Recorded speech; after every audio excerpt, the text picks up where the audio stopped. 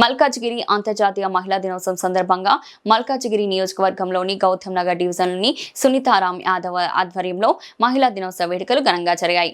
ఈ సందర్భంగా మహిళలకు చీరలు పంపిణీ కార్యక్రమం చేపట్టారు. కార్యక్రమానికి ముఖ్య అతిథిగా మల్కాజ్గిరి ఎమ్మెల్యే మర్రి రాజశేఖర రెడ్డి పాల్గొన్నారు. ఈ సందర్భంగా ఎమ్మెల్యే మర్రి రాజశేఖర రెడ్డి మాట్లాడుతూ మహిళా దినోత్సవం సందర్భంగా ఇంత పెద్ద ఎత్తున మహిళలు విచ్చేసినందుకు ఎంతో ఆనందంగా ఉందని, ప్రతి మగవాడి విజయం వెనుక ఆడవాళ్ళ పాత్ర ఉంటుందని ఎమ్మెల్యే అన్నారు.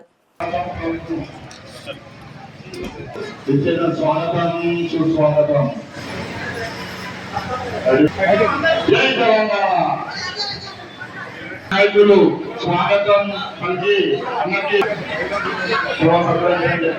జై తెలంగాణ.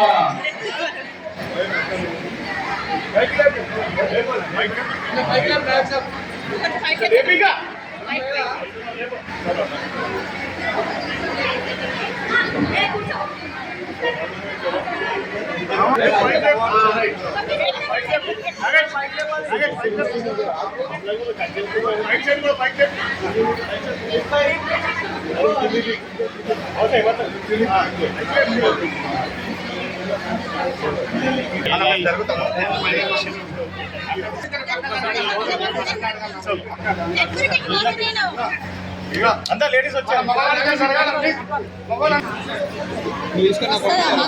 దగ్గర వస్తుందా?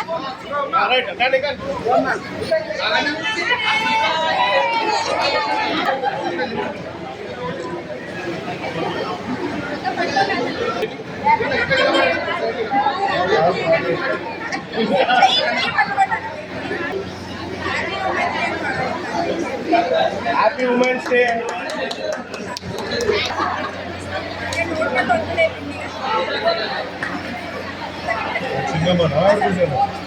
పిన్ని పిన్ని రెడీ ఉంటుందమ్మా.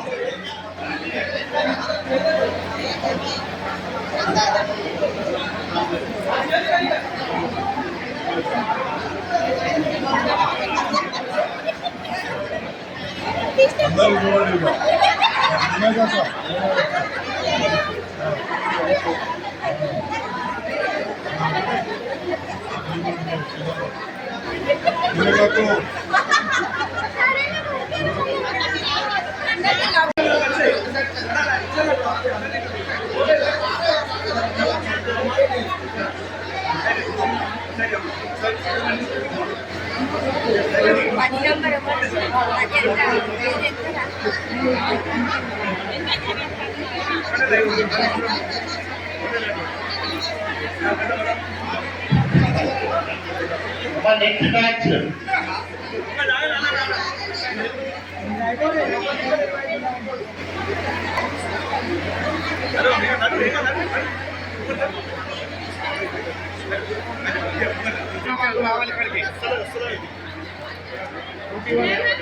తర్వాత వాళ్ళ ఆయన ఎవరో తెలుసు కదా, కూలమ్మినా పాలమ్మినా వృత్తులు చేసిన కష్టపడ్డా అని చెప్పే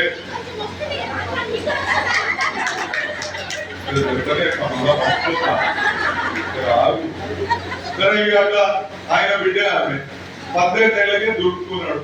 బిడ్డలు ఇచ్చేసిండు, ఇట్లా అన్నాడు, ఇట్లా ఇట్లా ఇంకేం చేసుకున్నా. ఏం మామా మరి నీ బిడ్డకి ఏమేమి వచ్చు, మరి నాకు ఏం కట్టం పెడుతున్నావు, ఏం సంగతి, మరి ఏం కథ అంటే, అయ్యా నా బిడ్డ మంచిగా పాట పాడుతుంది, మంచిగా డాన్స్ చేస్తుంది, మంచిగా అన్నముడి పెడుతుంది, సూపర్, నీకు అదేంటి రసము పప్చారు కూర వేసి ఇట్లా పెడితే నువ్వు తింటే చేయి, మళ్ళీ ఆయన చేయి కోరుకునే కదా ఆ లెవెల్లో పొడి పెడతా. నేను అనుకున్నా మల్లారెడ్డి గారు కదా కష్టపడి పైకి వచ్చింది కదా, బిడ్డ కూడా అట్లనే సూపర్ గా చేస్తారు కదా అని అనుకున్నా. సరే అమ్మా ఏమన్నా డాన్స్ చేయగలుగుతాం అంటే లేదండి నాకు కాదు. సరే పాటలలో వాడమ్మా నేను అయితే చెప్పిందంటే పాట కూడా కాదండి. సరే వంట వచ్చాక సూపర్ వండుతా, రేపు ఏం కావాలి అంటే ఒక రసం, ఒక పప్పుచారు, ఒక కూర చేయి. సరే మళ్ళీ ఇంప్లిమెంట్ ఎందుకు, పంచాయతీ ఎందుకు మళ్ళా అని చెప్పేసి చెప్పిన. పొద్దున మధ్యాహ్నం ఇంట్లోనే బయట తిరిగేసి వచ్చి కూర్చున్నా. రసం వేయమ్మా అంటే పప్పుచారు మంచిగా వేసి దాంట్లో అన్ని ఏమంటారు మునక్కాయలు, ఆ కూరలు అవన్నీ వేసింది.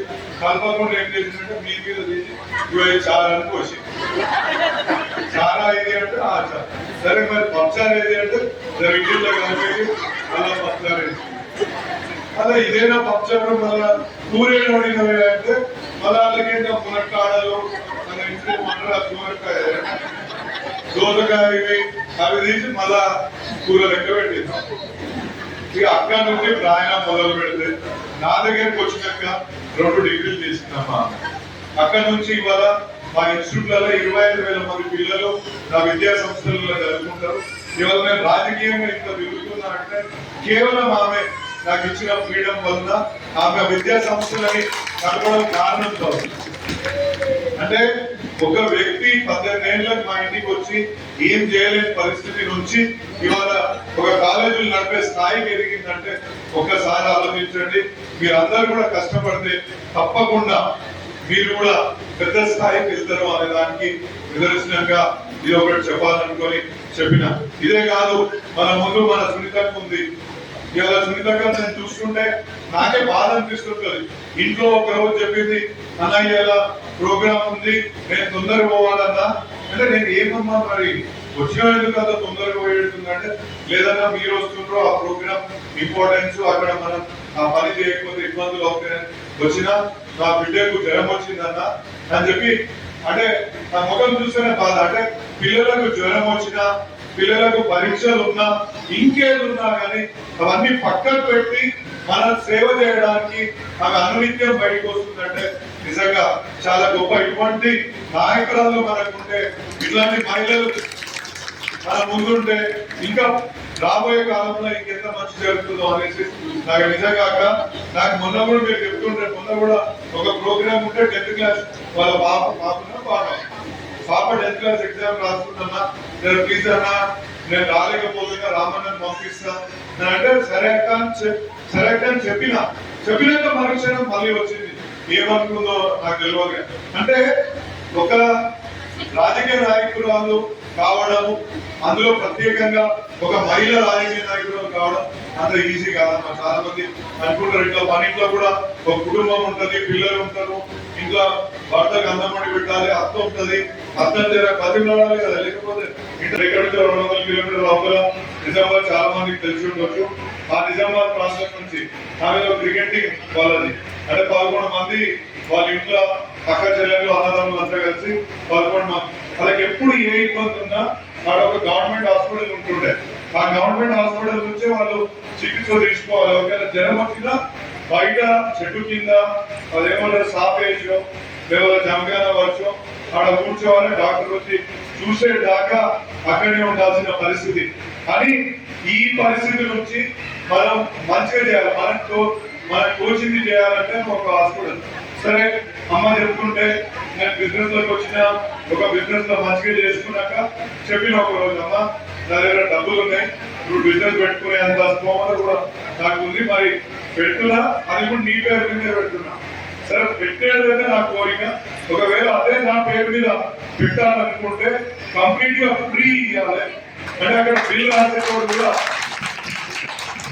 బిల్ రాసే వాళ్ళు కూడా ఉండొద్దు అని ఆమె చెప్పింది. ఇవాళ అరుంధతి హాస్పిటల్ అని డుండిగల్ల మా అమ్మ పేరు మీద పెట్టినా అక్కడ బిల్ రాసే వాళ్ళు కూడా లేదమ్మా. రోజు 1000-1200 మంది పేషెంట్స్ అక్కడ వస్తారు. 20-25 ఆపరేషన్లు ప్రతి నిత్యం మేము అక్కడ చేస్తాం. అందులో పెద్ద ఆపరేషన్ ఉండొచ్చు, ఈ మన అంటే ప్రతిదీ కిడ్నీల స్టోన్ కావచ్చు, కంటి ఆపరేషన్ కావచ్చు, పళ్ళ ఆపరేషన్ కావచ్చు, గుండె ఆపరేషన్ కావచ్చు, ఎంఆర్ఐ పరీక్షలు కావచ్చు, ఎండోస్కోప్ వేసుకుంటే ఆ పరీక్ష కావచ్చు, ఇంకా అనేక టెస్టులు కూడా అక్కడ ఫ్రీగా చేస్తారు. కేవలం మా అమ్మ స్ఫూర్తి నింపి ముందుకు పంపించింది కాబట్టి ఆ విధంగా చేయగలుగుతాం. ఎందుకు చెప్తున్నా అంటే ఒక తల్లి తన పిల్లలకు స్ఫూర్తి నింపి ముందుకు పంపిస్తే ఏ విధంగా పిల్లలు తయారవుతారు అనే దానికి ఇలా మహిళా దినోత్సవం సందర్భంగా ఆమె పూజ ఇవ్వాలని కూడా ఆమె చేత కాకుండా అప్పుడప్పుడు అక్కడికి వచ్చి ఫ్రీ చేస్తున్నామని అడుగుతుంది. చేస్తున్నా అంటే మళ్ళా కూడా చెక్ చేయడానికి ఆమె హాస్పిటల్ పోయి ఏ బిడ్డ ఎట్లుంది ఏం సంగతి అని చెక్ చేసుకుంటూ మళ్ళీ నేను మళ్ళా 70 నెలలు తీసుకుంటున్నారా అని పరీక్ష కూడా చేసి ఇవ్వాలని కూడా వస్తుందమ్మా. అటువంటి నేను అంటే గొప్పగా చెప్పుకుంటున్నా నా తల్లి గురించి అని కాదు, మీరందరూ కూడా అదే విధంగా మీ పిల్లలని స్ఫూర్తి నింపి ముందుకు పంపిస్తా. ప్రత్యేకంగా ఆడపిల్లలకు ఇంకా మీరు చేయూతనిస్తే రేపు దినం వాళ్ళు గొప్ప శక్తిగా ఎదుగుతారు అనేసి ఈ సందర్భంగా మీకు తెలియజేసుకుంటారు. ఇదే కాకుండా మా తల్లిగారు అయిపోయింది. తర్వాత నా జీవితంలో ఇంకో ముఖ్య పాత్ర పోషించింది నా భార్య మమత. ఇవాళ రావాలా, నిన్న ఆమె కొంచెం ఎండకు ఒకటేసారి బయటకు వచ్చేసరికి వడదెబ్బ లాంటిది కలిగింది. ఇక వడదెబ్బ లాంటి అడ్డం పడ్డది. నేను కూడా ఎక్కువ రమ్మనలేకపోయినా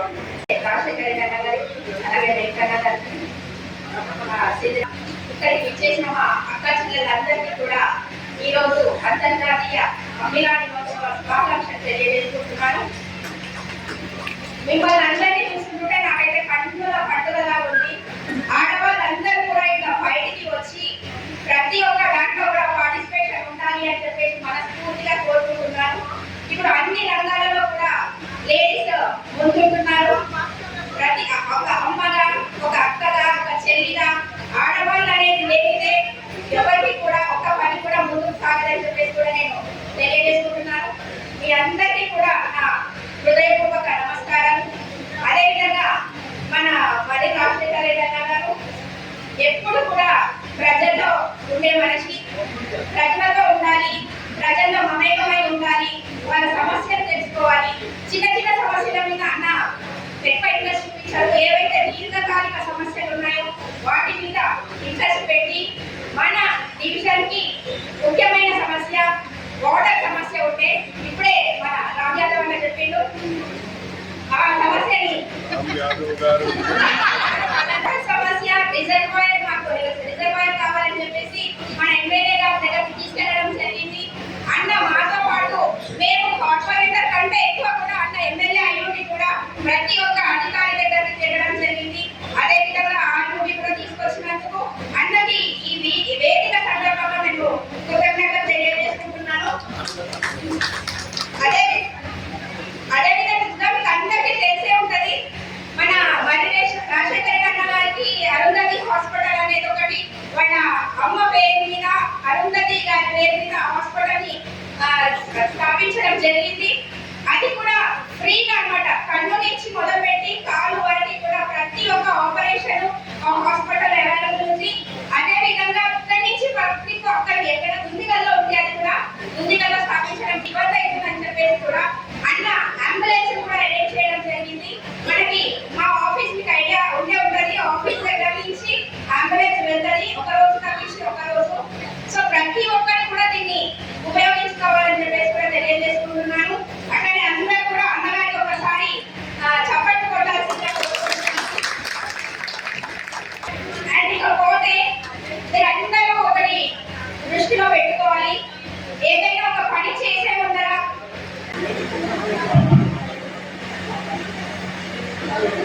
మల్కాజ్గిరి సీనియర్ లీడర్